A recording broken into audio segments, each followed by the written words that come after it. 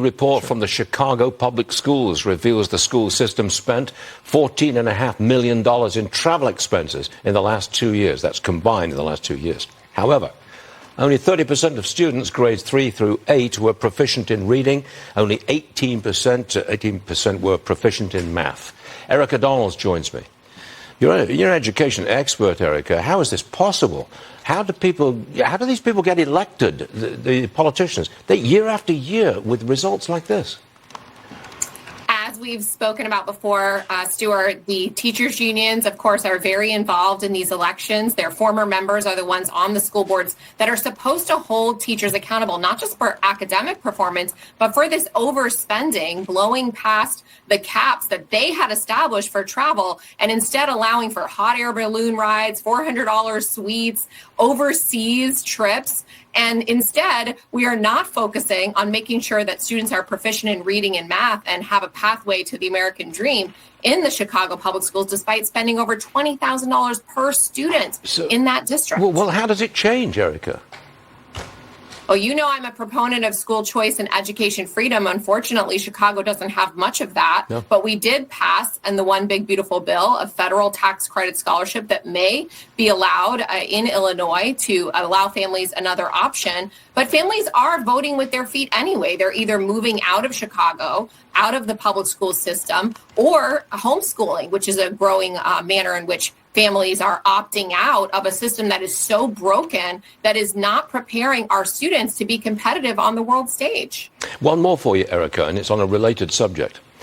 Students from the northeastern United States are reportedly flocking to southern universities. Just listen to a senior at the University of Southern Carolina, and the head of admissions. What's this? I was in a t-shirt and shorts last week at the University of South Carolina. Starting with the environment in the football stadium and these sporting events is something that truly drew me to the university, always being a sports fan my whole life. Also, those academic programs are truly incredible. I think cost is certainly a factor in why students would pick a public university over a private university. We haven't raised our tuition for in-state students for 7 years, and our increases for non-resident students from out of state have been very modest. But our state actually has invested in higher education here in South Carolina. We've had a very generous General Assembly, and the governor supported us. Well, there you go. Erika, the schools which those kids are going to are in Republican-leaning areas mostly. What do they get in the South that they don't get in the Northeast?